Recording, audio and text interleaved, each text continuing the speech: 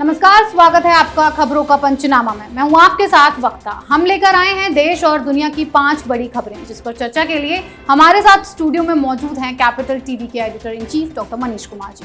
Doctor साहब, आपका बहुत बहुत स्वागत। धन्यवाद। खबरों में आगे बढ़ने से पहले नजर डालते हैं आज की हेडलाइंस पर। वसूली कांड में सीबीआई की जांच पूरी, अनिल देशमुख ने खोले रैकेट चलाने वालों के नाम। परिवहन मंत्री अनिल परब पर भी फूटा ठीकरा।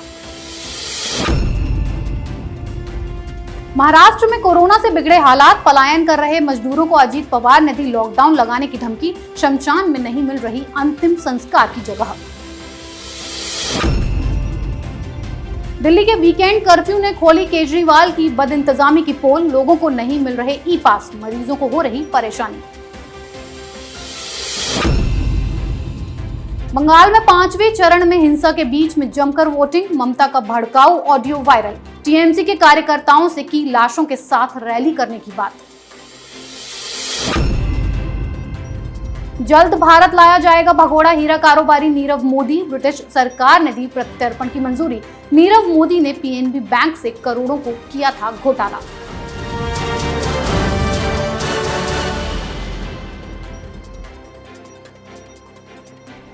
सबसे पहले बात करेंगे वसूली गैंग की। सीबीआई ने वसूली कांड में अनिल देशमुख से पूछताछ के बाद अपनी जांच पूरी कर ली है। अब सीबीआई दिल्ली लौट चुकी है, लेकिन सूत्रों के हवालों से पता चला है कि सीबीआई की पूछताछ में अनिल ने कई चौंकाने वाले खुलासे किए। कैसे कैसे ये वसूली रैकेट चलता था और कौन कौन इस रैकेट में शामिल था, सब राज देशमुख ने सीबीआई के आगे खोल दिए। सूत्रों के मुताबिक सीबीआई पूछताछ में अनिल देशमुख ने वसूली गैंग में महाराष्ट्र के परिवहन मंत्री अनिल परब का नाम भी लिया है। डॉक्टर साहब, रोज नए नए खुलासे हो रहे हैं। अब तक लग रहा था कि अनिल देशमुख ने ही सब कुछ करवाया है, उनके इशारों पर हो रहा था, पर अब लग रहा है कि उनके ऊपर भी एक रैकेट है। वसूली गैंग में जो भी खुलासे हो रहे हैं उसका मतलब बस इतना ही है कि सीबीआई को कोर्ट के सामने वो सारे सबूत पेश करने हैं और कोर्ट को ये बताना है कि ये जो आरोप परमवीर सिंह ने लगाए, जो आरोप सचिन वाजे ने लगाए, जो आरोप रश्मि शुक्ला ने लगाए, उन आरोपों में कितना दम है। और अगर सीबीआई के पास वो साक्ष्य मौजूद है तो एफआईआर दायर की जाएगी और उसके बाद तमाम लोगों के ऊपर कार्रवाई होगी। लेकिन सवाल अब ये उठ रहा है कि ये वसूली गैंग का आका दरअसल है कौन? क्या अनिल देशमुख ने और भी कई राज खोले हैं? दरअसल सचिन वाजे ने अपनी चिट्ठी में साफ साफ लिखा था कि किस तरीके से न सिर्फ अनिल देशमुख, बाकी और भी कई सारे मंत्री जो मुख्यमंत्री के काफ़ी नज़दीकी माने जाते हैं, वैसे वैसे लोग जो deputy chief minister Ajit Pawar के नज़दीकी माने जाते हैं, ये सब के सब वसूली के काम में लगे हुए थे। कोई ये आदेश दे रहा था कि रेस्टोरेंट्स और बार से पैसे लेने हैं, कोई ये आदेश दे रहा था कि बिल्डर्स से पैसे लेने हैं, कोई ये आदेश दे रहा था कि किस तरीके से ये जो बीएमसी के कॉन्ट्रैक्टर्स हैं उनसे पैसे उगाही करने हैं। तो कहने का मतलब ये है उगाही हो रही थी, इसके तो साक्ष्य आ गए, क्योंकि कई सारे लोग सीबीआई के सामने, चाहे वो रेस्टोरेंट का मालिक हो, चाहे वो बिल्डर हो, वो आकर के ये कबूल कर चुका है कि वो पैसे दिया करते थे। अब सवाल ये है कि इसके ऊपर राजनीति जो हो रही है उसी से ये तय होगा कि ये आका कौन है। अनिल देशमुख को हटाया गया, अनिल देशमुख की वजह से एनसीपी और शिवसेना के बीच रिश्ते खराब हो गए हैं। अनिल देशमुख को बलि का बकरा बनाया जा रहा था, इसलिए अनिल देशमुख ने उन तमाम लोगों के नाम उजागर कर दिए हैं, जिसके जरिए आगे चलकर ये आपको मालूम चलेगा कि ये सरकार ही, ये लुटेरी सरकार थी, वसूली गैंग चलाने इनका मेन धंधा था। जी बिल्कुल। अगली खबर भी महाराष्ट्र से है, जहां कोरोना से हाहाकार मचा हुआ है। स्थिति इतनी खराब हो गई है कि डर की वजह से मजदूरों ने पलायन करना शुरू कर दिया है। वहीं अस्पतालों में संक्रमितों को बेड भी नहीं मिल पा रहे हैं, ऑक्सीजन के लिए भी मारामारी हो रही है और उद्धव सरकार स्थिति काबू करने के बजाय लोगों को धमकियां देने में लगी हुई है। अजीत पवार ने मजदूरों को धमकी दी है कि अगर स्थिति और बिगड़ी तो लॉकडाउन लगा देंगे। हैरानी की बात तो यह है कि महाराष्ट्र में कोरोना मरीजों के अंतिम संस्कार के लिए भी कई कई दिनों का इंतजार करना पड़ रहा है। शमशान में जगह के लिए रजिस्ट्रेशन कराने के बाद ही अस्पताल वाले शव दे रहे हैं, यानी हालात बद से बदतर होते जा रहे हैं और उद्धव सरकार हाथ पर हाथ रखकर बैठी हुई है। डॉक्टर साहब, ठाकरे सरकार को सिर्फ धमकियां देना और वसूली करना आता है, कुछ काम धाम भी कर रही है या नहीं? देखिए, उनको और भी बहुत कुछ करना आता है। ऐसा मत बोलिए कि बहुत कैपेबल और बहुत ईमानदार सरकार है ये वसूली सरकार, क्योंकि इन्होंने एक काम तो करके दिखा दिया कि महाराष्ट्र की जनता अब अपनी सर पीट रही है कि उनके सिर के ऊपर कौन सी सरकार काम कर रही है। महाराष्ट्र की स्थिति बिल्कुल नियंत्रण के बाहर है। आपने सही कहा, वहाँ हॉस्पिटल में बेड नहीं है, ऑक्सीजन नहीं है, दवाइयाँ नहीं है, शमशान घाट में भी जगह नहीं है।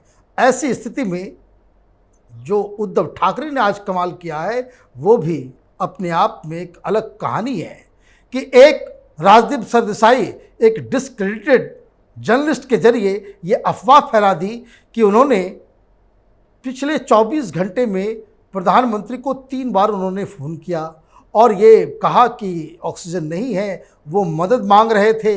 लेकिन प्रधानमंत्री कार्यालय से उन्हें बताया गया कि प्रधानमंत्री बंगाल में चुनाव में व्यस्त हैं, इसलिए वो जब लौट के आएंगे तब आपसे बातचीत होगी।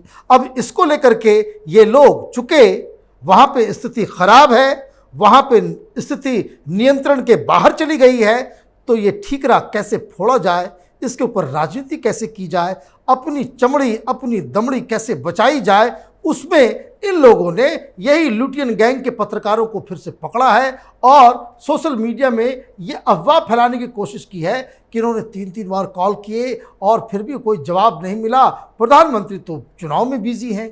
अब कोई ये सवाल पूछे इन तमाम अक्लमंद पत्रकारों से, उद्धव ठाकरे से, शिवसेना से और वो सारे लोग जो सोशल मीडिया में इस तरह की अफवाह को हवा दे रहे हैं कि अगर प्रधानमंत्री कार्यालय से एक बार कह दिया गया कि वो बंगाल में चुनाव में व्यस्त हैं, तो उसके बाद 24 घंटे के अंदर 2 बार आपने क्यों फ़ोन किया? आपने ये झूठ बोलने की भी कोई सीमा होती है या नहीं होती है?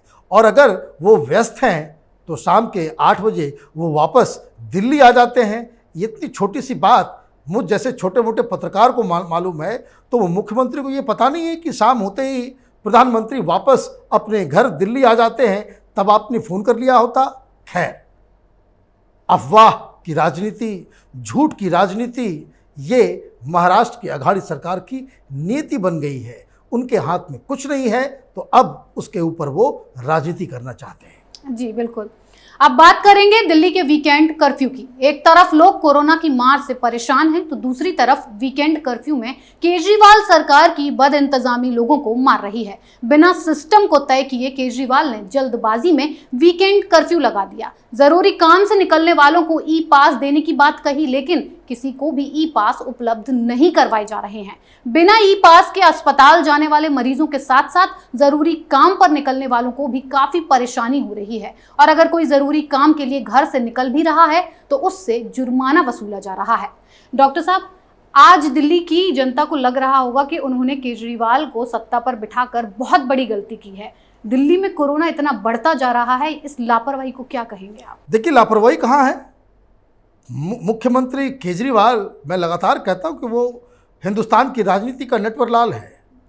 वो काम तो कर ही रहा है। देखिए, नए नए एड्स आ रहे हैं, हर दिन नया एक ऐड आ जाता है, टेलीविज़न चैनल पे चलता है। इसलिए टेलीविज़न चैनल वाले कोई खबर नहीं दिखाते कि दिल्ली के अंदर क्या क्या दिक्कतें हो रही हैं। तमाम जगह की खबरें आपको मिल जाएंगी कि यूपी में शमशान में ये दिक्कत है, यूपी के हॉस्पिटल में ये दिक्कत है, बिहार में ये दिक्कत हो रही है। दुनिया भर के राज्यों की कहानी आपको टेलीविज़न चैनल पे मिल जाएगी, दिल्ली की कहानी नहीं मिलेगी। तो इसलिए ये कहना कि भाई वो काम करना नहीं जानते हैं, वो बहुत चतुर हैं, बहुत बड़े नाटककार हैं। और इसलिए इन्होंने आनन फानन में, चूँकि लोगों की मौत हो रही थी, लोग की संख्या बढ़ रही थी, तो कल ये जवाबदेही उनके कंधे पे ना आ जाए, उन्होंने आनन फानन वीकेंड कर्फ्यू लगा दिया। कर्फ्यू तो लगा दिया, लेकिन बसेस भी चल रहे हैं। वहाँ पे आप देखिए कि लोगों को दिक्कत हो रही है। जो बीमार हॉस्पिटल जाना चाहता है वो हॉस्पिटल नहीं जा पा रहा है। वो पासेस की उन्होंने बात की, कहीं कोई पास देने वाला नहीं, कहीं कुछ करने वाला नहीं। देखिए, केजरीवाल का स्टाइल बहुत ही सिंपल है। वो सारा काम करेगा केंद्र की मदद से, अपना नाम उसमें चिपका देगा और वो लगातार ऐड दे देकर पब्लिक ओपिनियन को भ्रमित करने की कोशिश करता है। ये एक पूरी तरीके से एक फेल्ड चीफ मिनिस्टर है दिल्ली के अंदर। दिल्ली के लोग त्राहिमाम त्राहिमाम कर रहे हैं। ये जो फ्री का ये, फ्री का वो, फ्री का सब कुछ करने की जो आदत इनकी पड़ गई है, कभी इन्होंने जीवन में कभी कोई काम किया नहीं है और इसलिए जब भी ये कोई फैसला लेते हैं उसमें ये हालत हो जाती है। अब खबर बंगाल के सियासी संग्राम से जुड़ी है। बंगाल में वोटिंग के बीच जमकर टीएमसी के गुंडे आतंक मचा रहे हैं। इस बीच ममता दीदी खुद इन टीएमसी के गुंडों का हौसला बढ़ा रही हैं। दरअसल ममता का एक ऑडियो तेजी से वायरल हो रहा है जिसमें वो कहती नजर आ रही हैं, शवों के साथ रैली करो। तो वहीं 5वें चरण में झमाझम वोटिंग के बीच कई जगहों से हिंसा की खबरें सामने आ रही हैं। कोलकाता के सॉल्ट लेक इलाके में टीएमसी के कुछ लोगों ने बीजेपी कार्यकर्ता पर हमला कर दिया है। तो वहीं उत्तर 24 परगना के एक बूथ पर बम फेंके गए। मतदाताओं को डराया गया और माहौल खराब करने की पूरी कोशिश की। डॉक्टर साहब, ममता उसी मिट्टी की हैं जहां से सुभाष चंद्र बोस थे। उन्होंने कहा था तुम मुझे खून दो, मैं तुम्हें आजादी दूंगा, पर यहाँ तो खून लेकर वोट छीने जा रहे हैं। देखिए, ममता बनर्जी का ये पूरा पुराना स्टाइल है।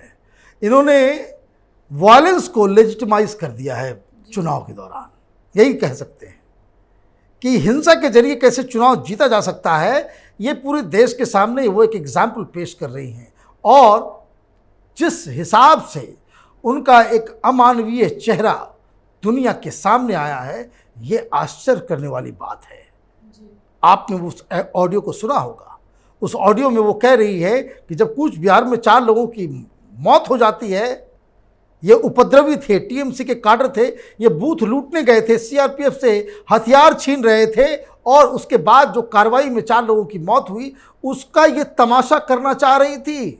ममता बनर्जी ने कहा कि इन लोगों की लाश को परिवार को मत देना, मैं कल आ रही हूं, कल इन लाशों को लेकर के मैं रैली करूंगी। अब आप देखिए, इतना ही नहीं, वो ये कह रही है कि तुम लोग चिंता मत करो, सबको मैं अरेस्ट करवाऊंगी चुनाव के बाद, अभी कोई एफआईआर दर्ज मत कराना, वकील से पूछ के दर्ज करवाना, क्योंकि मुझे वहां के एसपी, आईजी और जो कमांड ऑफिसर है सीआईएसएफ का, उसको फंसाना है। ये मुख्यमंत्री है। अब मुख्यमंत्री जब इस तरह की भाषा, इस तरह की जहनीत रखती है तो कार्यकर्ता गुंडागर्दी तो करेंगे ही, इसमें कोई शक व शुबा है नहीं है। आज मैं देख रहा था एक एमपी, वो विधाननगर क्षेत्र में वो लड़ रही थी सीआरपीएफ के जवान से। वो साफ साफ कह रही, वो बेचारा खड़ा है, वो बूथ के अंदर कोई घुस रहा है, वो बोल रहा है कि भाई मैं आपका टेम्परेचर नापूंगा, वो कह रही कि तुम मुझे मोलेस्ट करना चाह रहे हो। अब आप देखिए कि किस तरह की गंदी राजनीति को ममता बनर्जी हवा देती हैं। हिंसा हर तरफ हो रहा है। 5 राज्यों में चुनाव हुए हैं, सिर्फ बंगाल में इस तरह की गंदगी देखी जा रही है। और उसके बाद ममता दीदी के दिमाग में और उनको ये हिम्मत पड़ जाती है कि ये कहने की कि बंगाल का कल्चर जो है तुम लोग क्या जानो।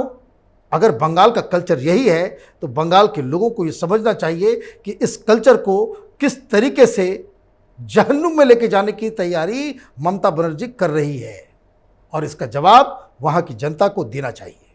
आखिरी खबर में बात करेंगे भगोड़े नीरव मोदी की। भारत में पंजाब नेशनल बैंक के साथ करोड़ों का घोटाला कर ब्रिटेन भागे हीरा कारोबारी नीरव मोदी की उल्टी गिनती शुरू हो चुकी है, क्योंकि ब्रिटेन ने भगोड़े नीरव मोदी के भारत में प्रत्यर्पण की अनुमति दे दी है, जिसे भारत सरकार के प्रयासों की कामयाबी के तौर पर देखा जा रहा है। भारतीय जांच एजेंसी सीबीआई की याचिका पर ब्रिटिश कोर्ट ने नीरव के प्रत्यर्पण का आदेश दिया है, जिसके बाद ब्रिटिश सरकार की ओर से उसे भारत भेजने की अनुमति दी गई है। डॉक्टर साहब, ये तो मोदी सरकार की कूटनीति की बड़ी कामयाबी मानी जाएगी। देखिए, बहुत दिनों से ये लोग कानून को चकमा दे रहे थे और ये मसला राजनीतिक मसला है।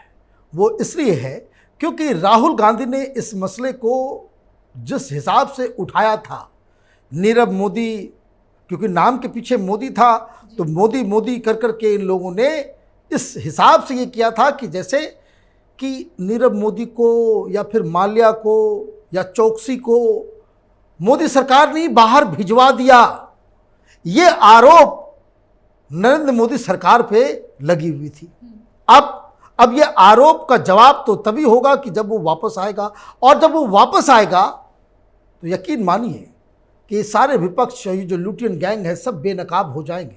वो इसलिए मैं कह रहा हूँ, चाहे वो माल्या हो, चाहे वो नीरव मोदी हो, ये लोग बड़ी बड़ी इसको कह सकते हैं कि बस रंगीन मिजाज नेताओं के लिए पार्टी देने में ये काफ़ी मशहूर थे। और बताया तो ये जाता है, ये माल्या का तो आपको पता ही है, नीरव मोदी की भी पार्टीज़ में ये गांधी परिवार के लोग पहुंचते थे।